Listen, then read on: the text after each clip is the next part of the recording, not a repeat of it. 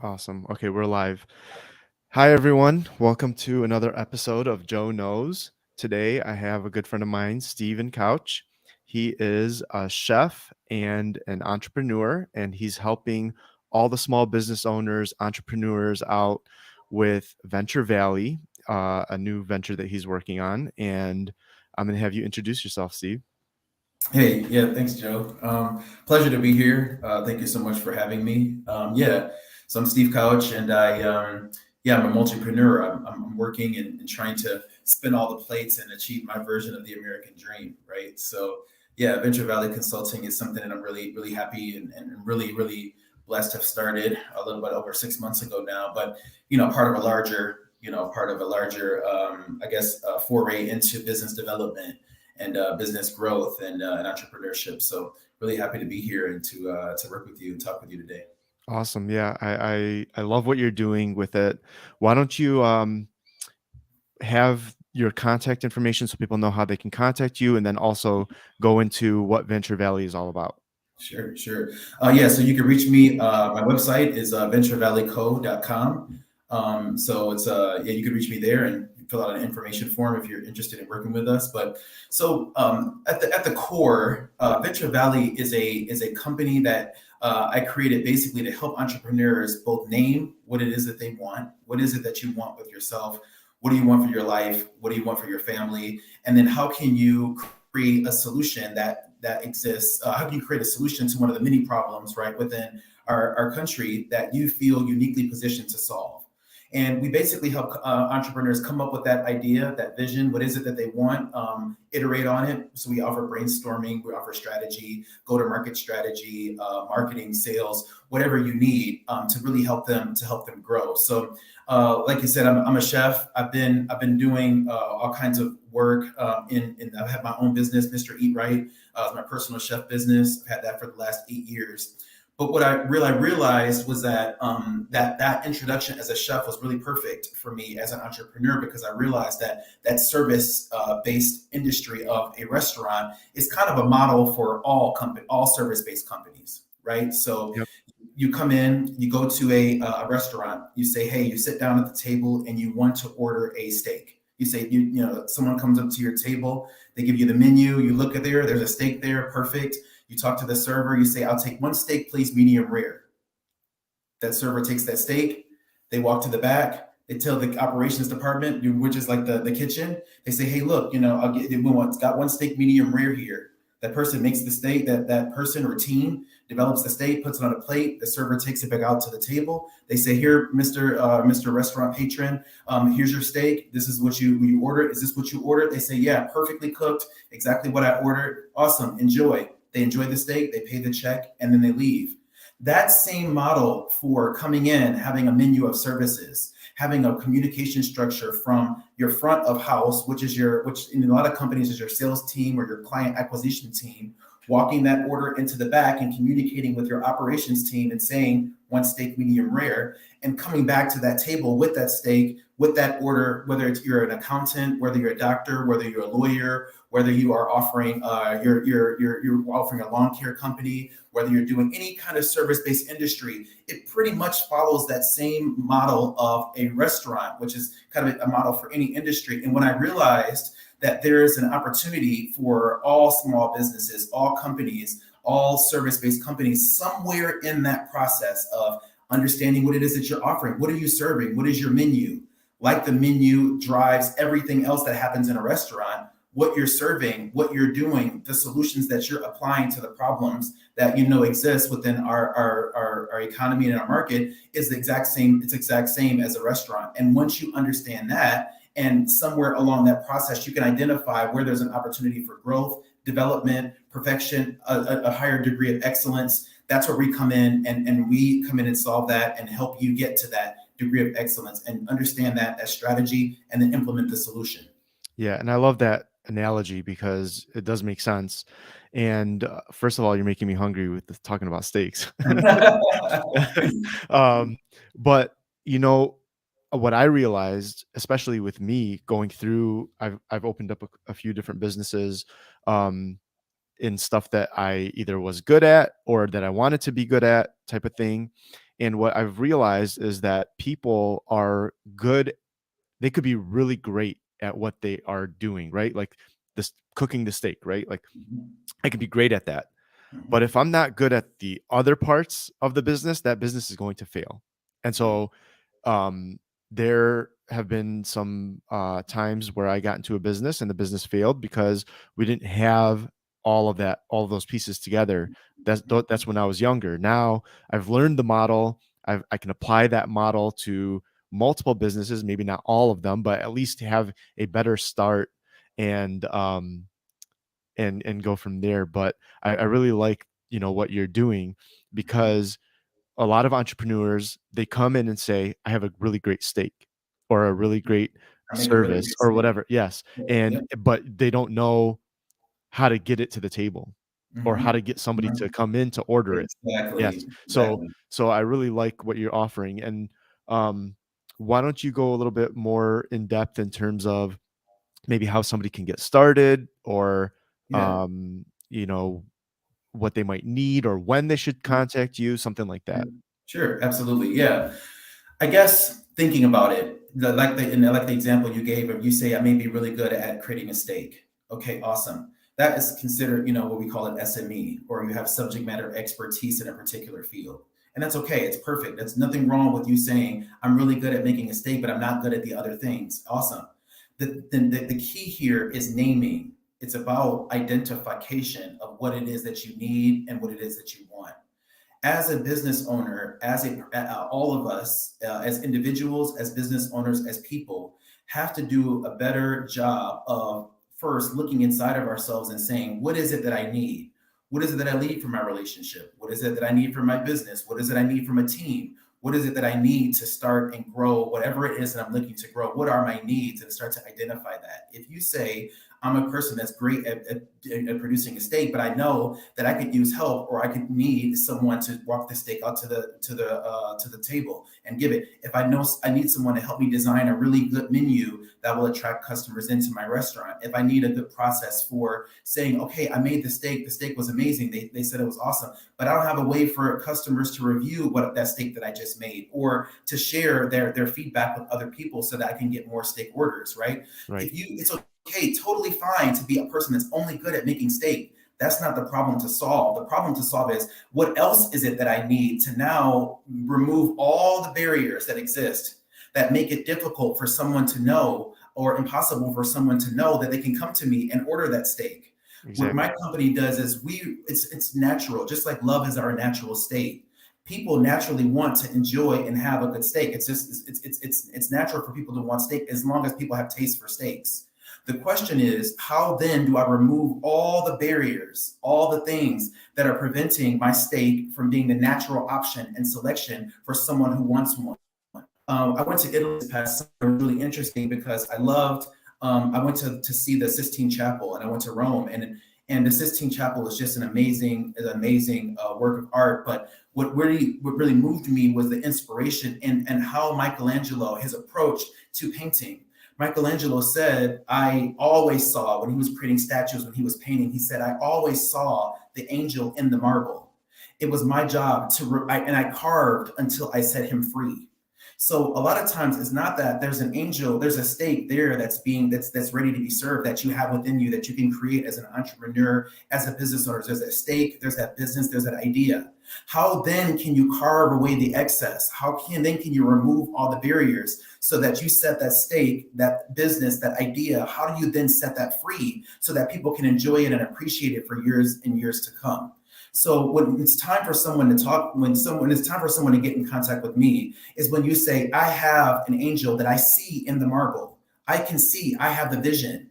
As an entrepreneur, you can lead a horse to water, right? They say you can lead a horse to water, but you can't make it drink. Yes. That's not the problem. The problem is, you can lead a horse to water, but you can't make the horse thirsty. Thirst has to be something that comes from the inside out. It can't come from the outside in. When you decide that you're a business owner and you can identify, you know what, there's something that I'm thirsting for my life. There's something that I'm thirsting for in my relationships. There's something that I'm thirsting for there's something I'd like to see satisfied in the market. That is the time to come to me, when you have a thirst for something. What causes business owners to fail is not because they're only good at making steak and they're not good at business. What's causing them to fail is that they're not thirsty enough to produce that steak. Michelangelo, when he was painting the Sistine Chapel, just to give you an example of how dedicated and why we're still talking about that Sistine Chapel today, he spent 4.5 years alone painting a ceiling every day himself, mixing every color, mixing every paint. And he was painting up, looking up. Like imagine you're looking up at a ceiling and you're painting and the paint is falling. The chips and things are falling in his eyes. His vision was reduced. He lost part of his vision after he was done painting that ceiling because of all the things that was falling into his eyes over that 4.5 years. The question is, are you ready for some things to fall into your eyes? Are you ready to commit yourself to your thirst to say that nothing else will do? I will not be satisfied until that ceiling is complete, that whatever it is that you're looking for, how can we get you to create that beautiful masterpiece? What is that marble? What is that angel that is hiding, that is lost within the marble that only you can see? Tell me what it is that you can see. Tell me what it is that exists. I'll help you get there. I'll help you devise a strategy to remove the excess. We can plan and work on that together. When we work on that together, the natural outcome is a business. The natural outcome is a statue. The natural outcome is a beautiful work of art. That is something that has to, again, it has to intrinsically come from the inside out. So, and I've noticed that again and again, and that was something that I have. I'm a manifestor type, and I really encourage everybody to do and to look into their life design, to look into what is it that you bring, what is it your personal, what is your personal contribution to the world? How do you manifest, right, in the world? We manifest in the presence of other people. And sometimes it's really important for us to be true and honest with ourselves about how we really manifest. Do some internal assessments of yourself. How do you like to work? Where do you like to work? Do you like to work with your hands? Do you like to do this? Like, think about what it is that you want. Think about what it is that you need, and then come to me about when you decide what you want and what you need, and I can help you get there. So a lot of companies that I work with are companies that are just starting. Hey, in 2021, 5.4 million businesses would register. It was a record number of businesses registered in the United States, right? 99.9% of all businesses in our economy are small businesses, right? They're the driving force of our business, and the language of America is entrepreneurship. So because all these businesses were started in 2021, there's a lot of new businesses that the SBA, the Small Business Administration, is saying 20% of those are going to fail within the first year. Another, 50% are going to be failing within the first 5 years. My guess and my sense is that businesses that fail more often than not, has an opportunity to begin to identify what it is that they need, and then I can help you refine that list and bring it and help you realize those needs. Yeah, no, that's definitely helpful because people don't know where to start. They don't know what they need. Having that guidance, like for me, I had a lot of friends that helped me outside of my industries. I Mhm. didn't really have the guidance from within my industry to say, you need to do A, B, and C, and then that's going to propel you to, Yep. instead of starting out from scratch, you're going to be at year 3 within Yep. 3 months. Yep. That is a huge beneficial aspect of having that guidance because people don't know. I mean, I had to figure out now I'm running pretty smoothly. I have all my systems in place. I made it easy for myself. I know what works for me. I know what doesn't work for me. Mhm. Am I I'm efficient with what I do, but is does I'm still trying stuff as I go. And Absolutely. you that's what part of the business is. And having that guidance, having the resources that you're making available to your clients is awesome. And so maybe you can share some of the resources that Venture Valley offers to the clients. Sure, sure. Thank you for that. I think that strategy, looking at what it is that you want. So if it's marketing, so if you're saying, "Hey, I need a social media presence. I need a better social media presence, but I'm not really good at social media." Well, let's help connect you with a person who can do social media for you at a budget that you can afford. Let's begin to even say, if you did social media, what's the point? Why? What do you need social media? What is that? Is that where your customers are? That so I can help you. I help customers and people identify who their target customers are and begin to understand them. Right. So you have to understand who your solution is applying, is who is relevant to, who is your solution relevant for. It's not going to be for everyone, but it is for someone. And hopefully the group and market that you're going after, it's enough people to sustain you and get you to the income that you want, which I think is always possible, right? Because we live in the wealthiest country in the world. So I think that there's opportunities there. So I think that so the business development, so sales enablement. A lot of companies are understand sales, and they understand that sales is key, and revenue is key to sustaining and growing a business. But I think that the true value in a business is your understanding and your ability to harness the process by which it came. So lives, companies, businesses, everything exists within a cycle. And that cycle needs to be predictable. It needs to be repeatable. So understanding where in that cycle you are, how long it will take to get to that, and then identifying opportunities to maximize that sales cycle so that you can start to project into the future, what it is that you want, cash flow, all those things, so that you can make better decisions, is something that we do.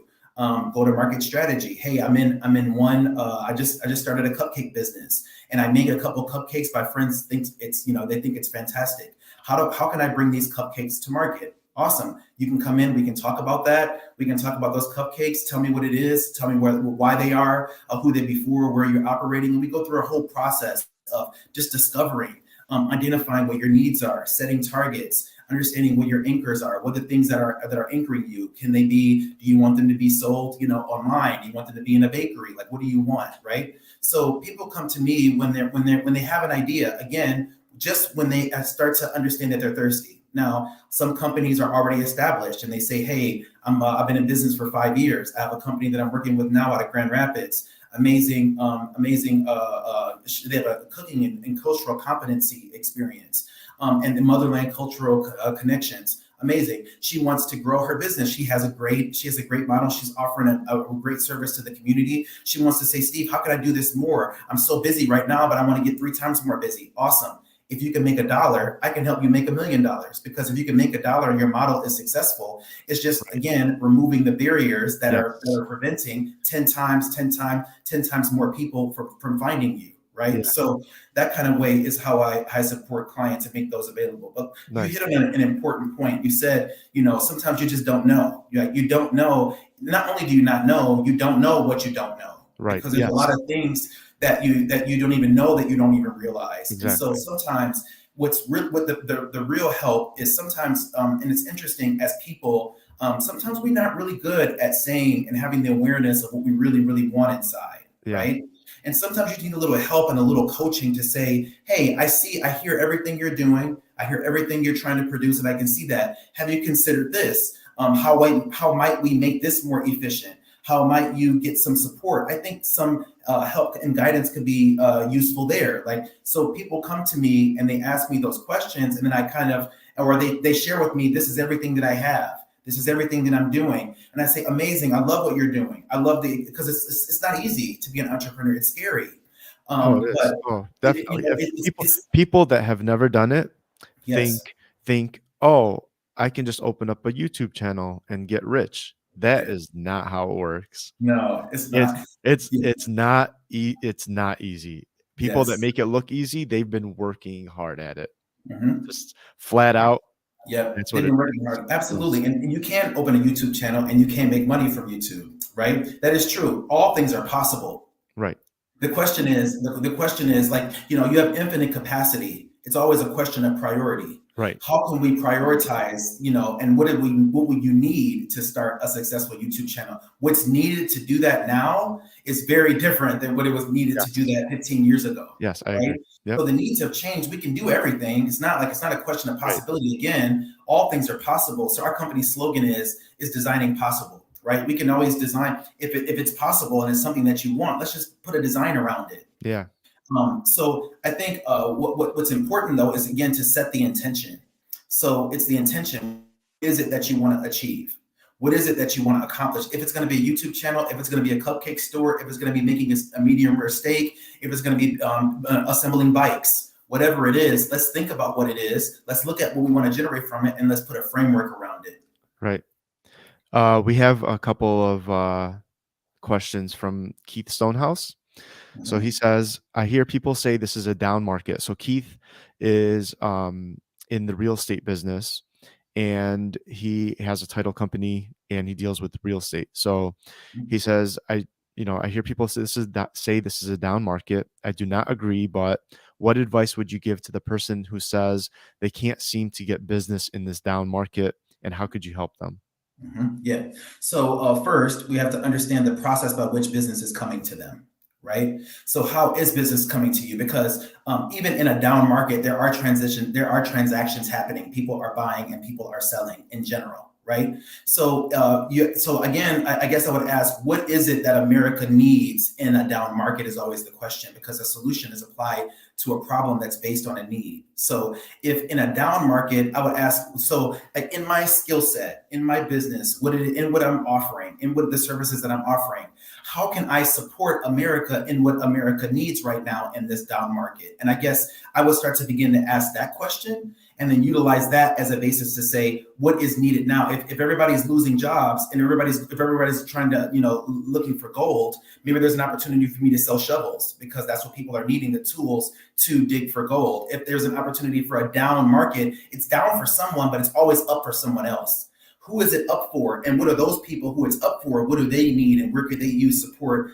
and guidance and a solution that you can potentially provide right now? So yes, business pivoting is something that we had to learn really quickly during the pandemic, right? Because there was things that were working really, really well. I was working for a company that was specifically built on handling overflow work from companies that just had so much work they needed to outsource that work to someone else just to handle the demand. When that flipped and switched, and now there was now that excess is no longer there. Okay, then how do we help them secure more work? Maybe we can be an opportunity to help them secure more work so that they can, because we know the expertise that they have, and maybe we can better amplify their mission so they can secure more work. So I guess in a nutshell, I would say when an economy is down and there's a down market, it's always up for someone, and America still is in need of something. How can you be a part of that? How can you be a part of that solution?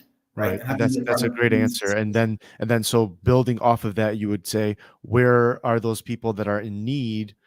yeah. Where are they located? How can we reach them? Stuff like that. Exactly. Yeah. So Exactly. Where are you operating? How are you delivering your services? If you're saying, hey, people are just not buying houses right now, interest rates are up. Okay, interest rates are up. Right, that may be true. Interest rates may be up, but they'll be down here pretty soon. How long would you project that to be? What is the market telling us? How long? Like utilizing the data and the information that you have to start to make decisions. But I think that's what I would say to someone looking for opportunities in a down market. yeah, that's a great answer. And that was actually before we got on this podcast, I was talking to somebody else and saying, during a recession, typically the people that are financially stable are probably going to become wealthier, and the Yeah. people that cannot support themselves Yeah. are going to be hurt the most in that recession, and it just widens the gap. But you do have the people that can get through the recession Yeah. that you can still target. So Yeah, and I'm thinking more about that too. What I love,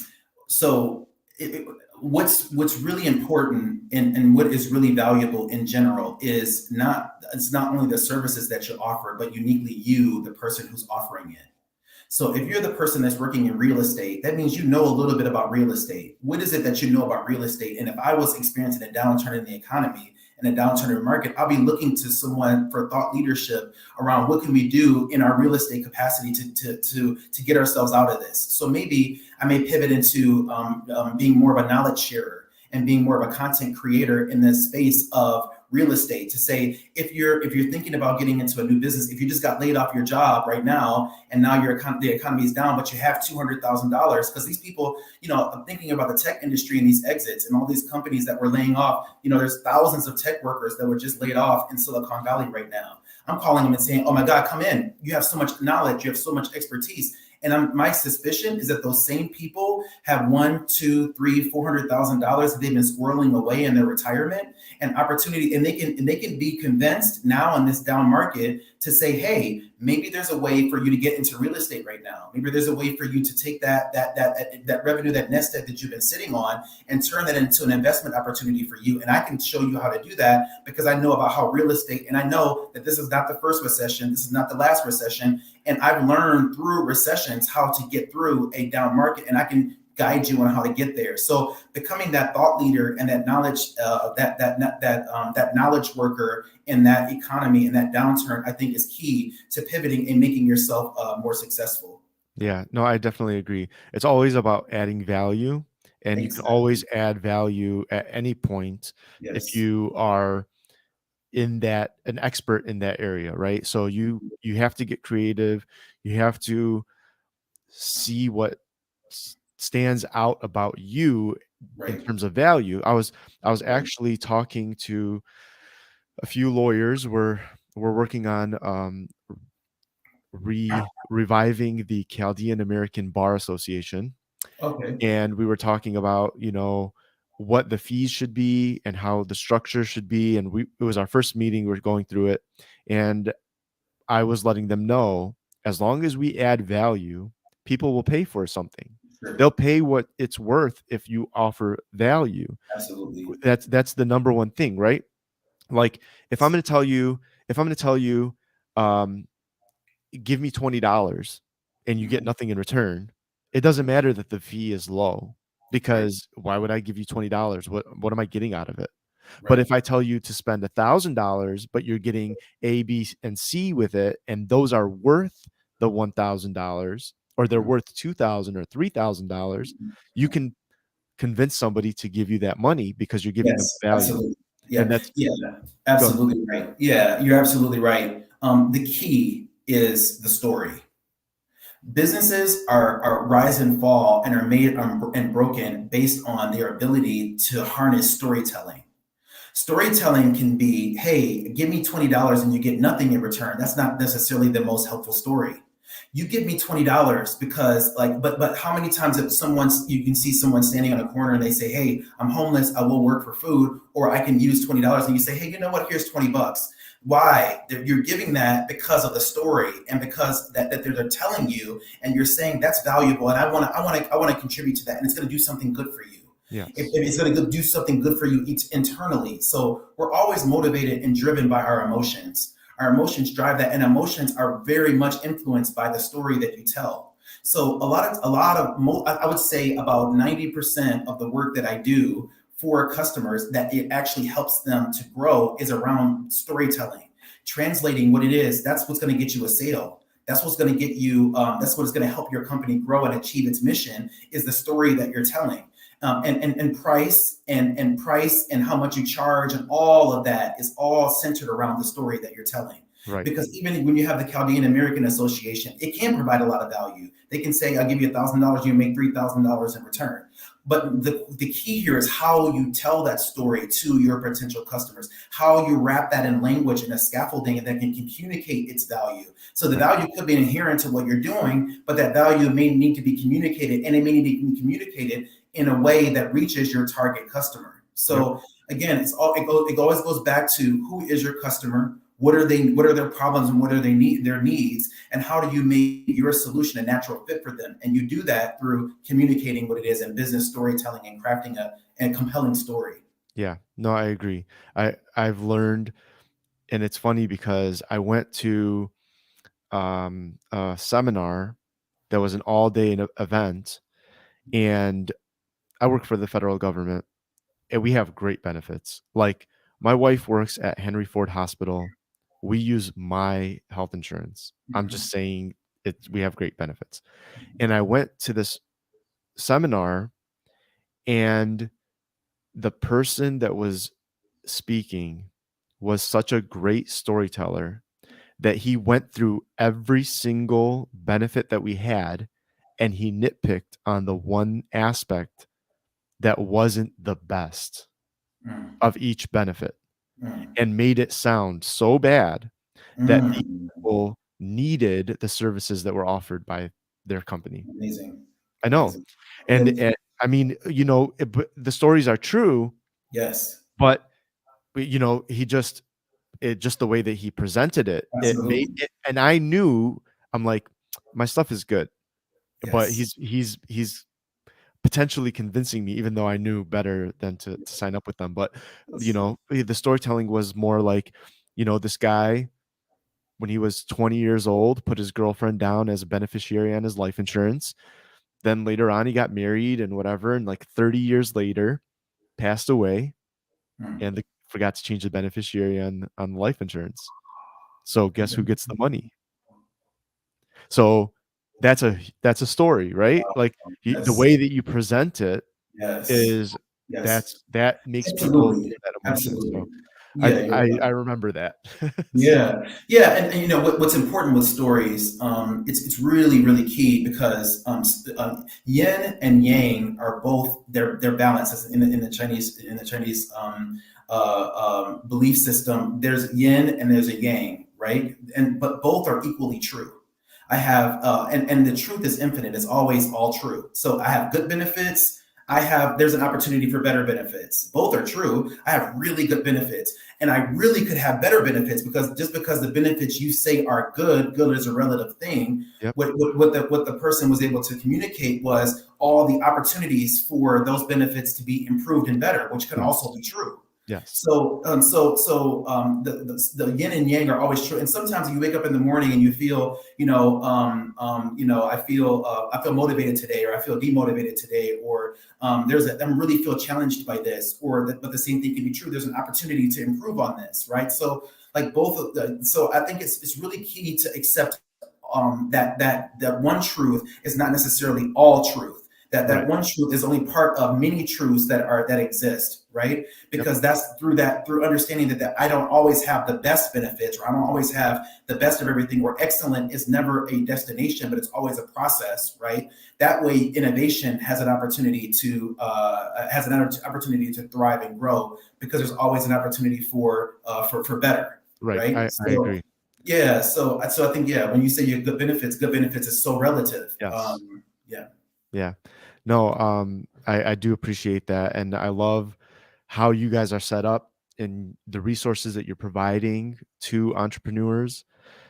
Giving them access at an affordable cost will allow them to accelerate their potential Absolutely. and reach that potential, whatever it is in whatever field, Yeah. um, which I appreciate because as a business owner, I know how difficult it is. Whoever makes it look easy, they are good at what they do because Yeah. it is not easy. And you know that, and I know that. And but other people that might not be an entrepreneur or might have an idea that they want to, the angel that they see in the marble that aren't Hmm. there yet, Hmm. I would highly suggest them to talk to you because they Absolutely. don't understand what they don't know, right? They You don't don't know know. what they don't know. And Absolutely. I've Yeah. always been on that mind track too because I with estate planning, for example, a lot of people want to protect their home from going to probate court. And the main solution that people have is let me put somebody else's name, like a wife or a child, on the deed now, so that God forbid if I pass away, they already have the house.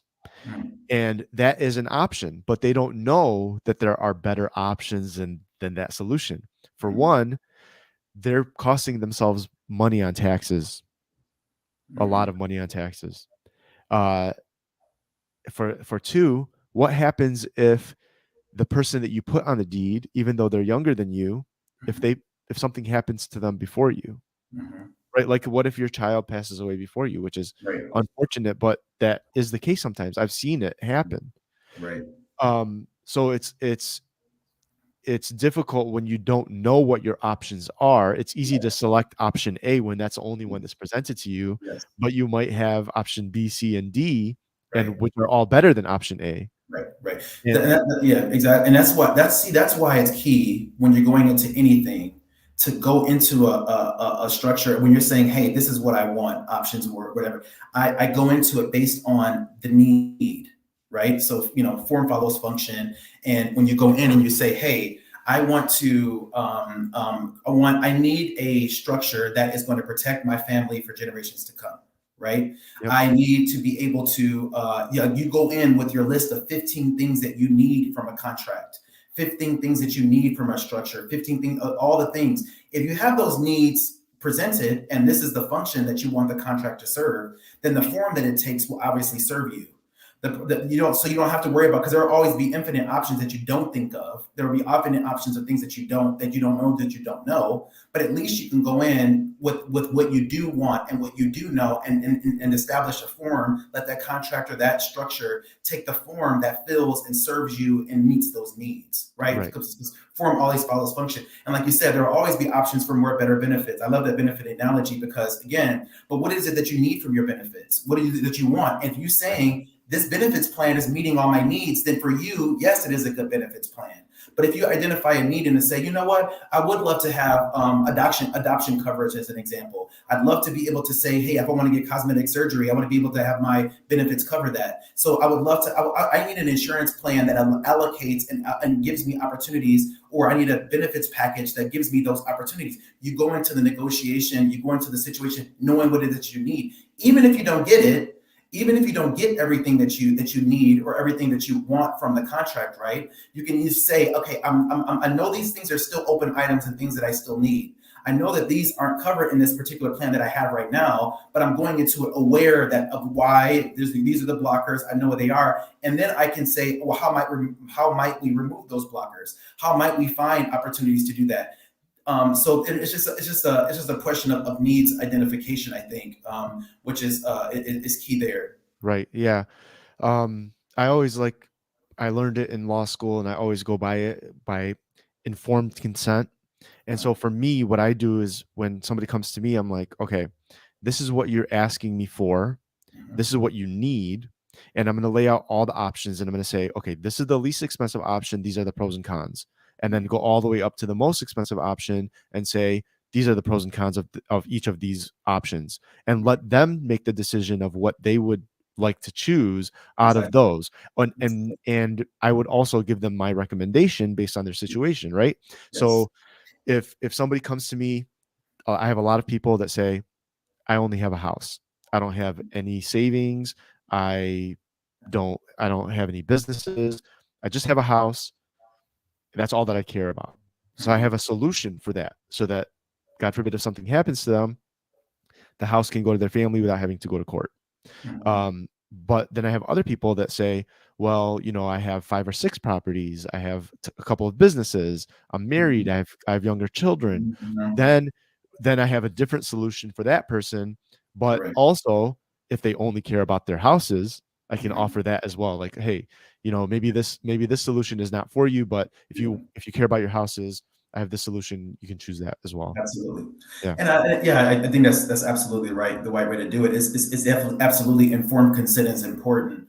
I think that another thing you touched on earlier that I want to kind of go back to was when you talked about how being an entrepreneur is not easy, right? And yes, being an entrepreneur is not easy, but sometimes it's not easy to be an employee either, right? Sometimes it's not easy for someone to come in and you feel that you don't have agency as an example of how much you make, as an example. Right. You don't feel like you have an agency in how you carry out the job that you're doing, right? Or how you bring yourself and all your talents and your abilities and how you're able to manifest them within a particular role within a particular organization. But my thinking and my sense is that in my perspective is that everyone is an entrepreneur. If you're in America, you live in a capitalistic society, everybody's an entrepreneur, because everybody, even as in and of themselves, they bring themselves to the market. They say, hey, I am a dietitian. This is thrown out as an Yeah. example. I'm a dietitian.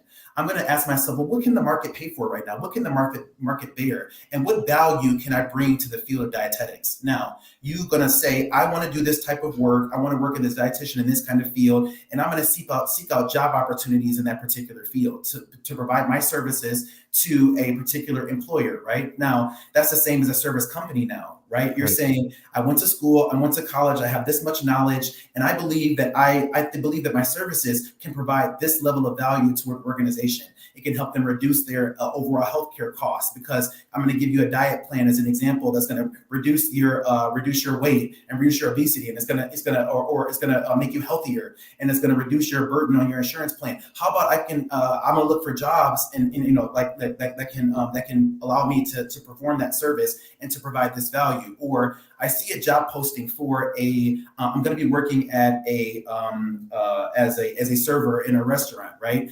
Or I'm going to work as a whatever you're bringing, whatever you're seeing.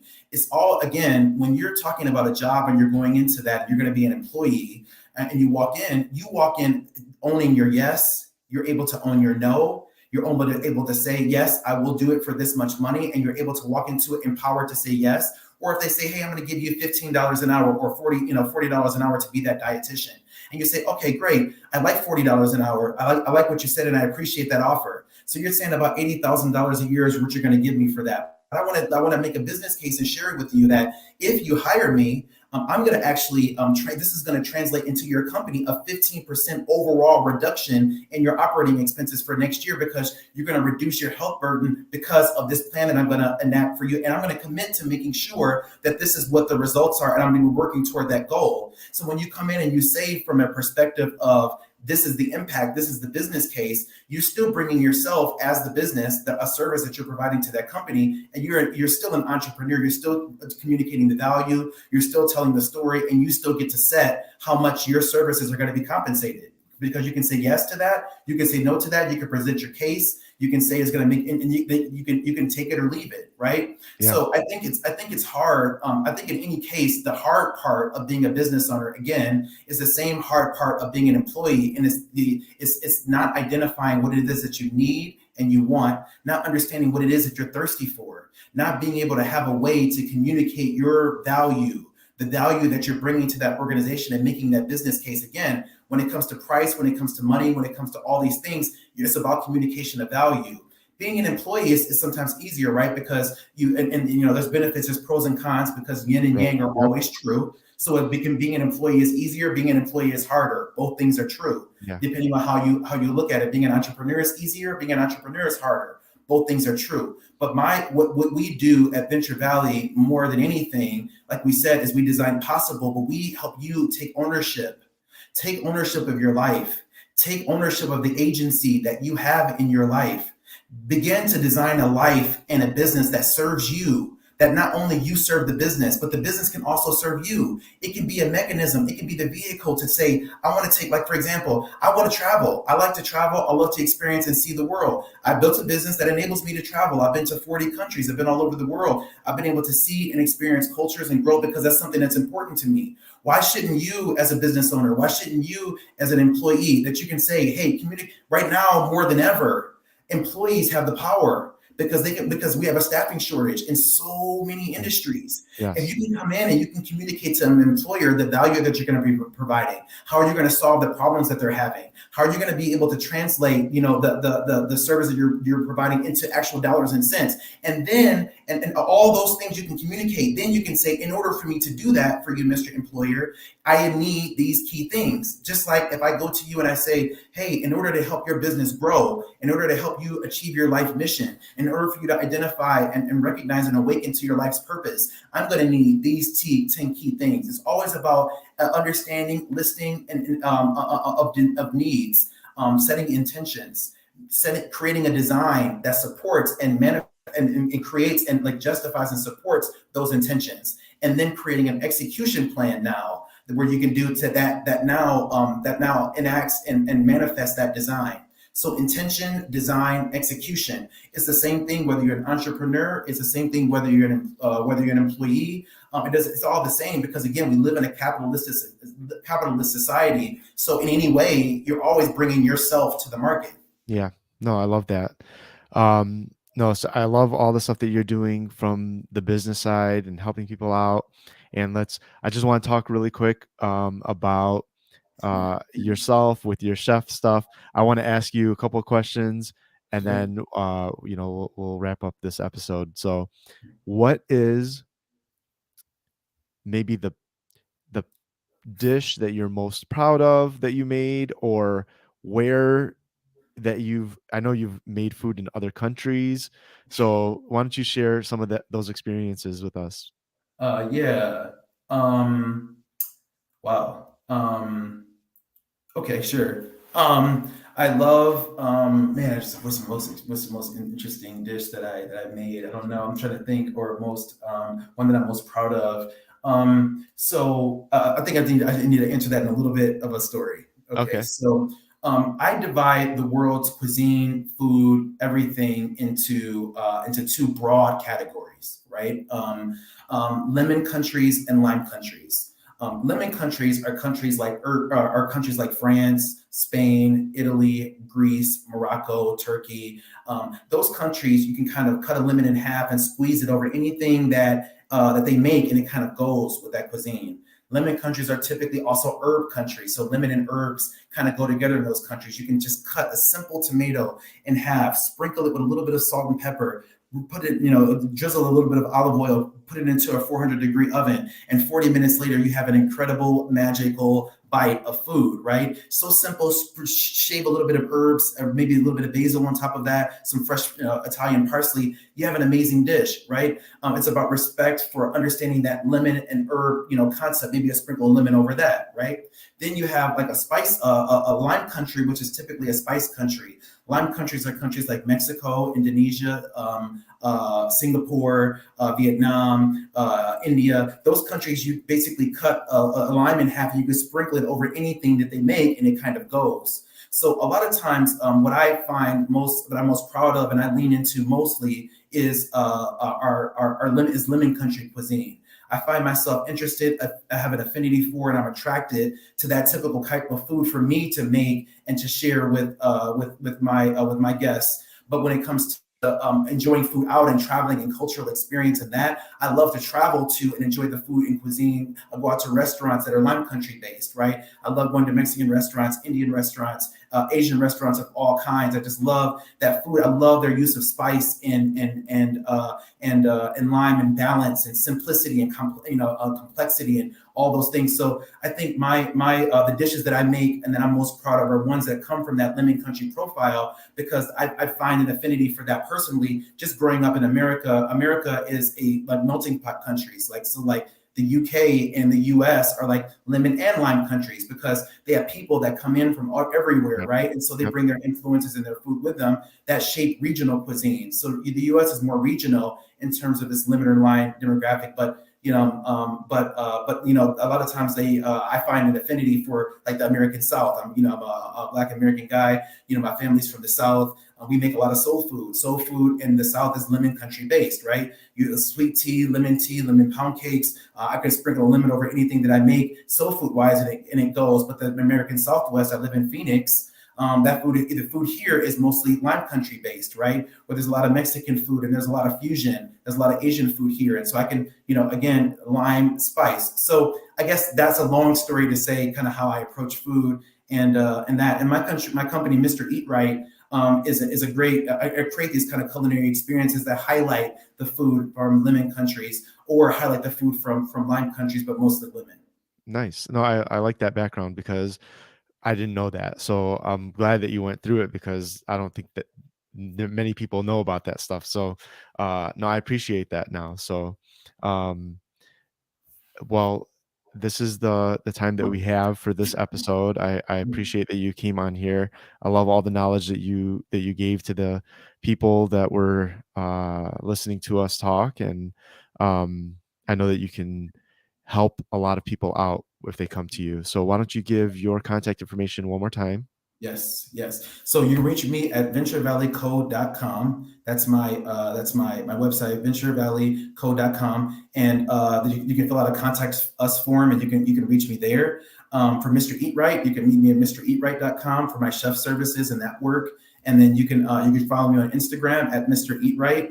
You can see some of my food, my creations there. And there's a lot of really exciting things to come there for culinary experiences and all that, pop-up restaurants, all that. But yeah, those are the best ways to reach me. No, that's awesome. And thank you again for joining us. Thank you everybody for joining us. I hope that you got some valuable information from this episode with Steve Couch. I am Joe Dallow. You can reach me at dallowestateplanning.com. You can call me at 248-914-8146 or email me at joe@dallowestateplanning.com. And once again, Joe knows so you don't have to.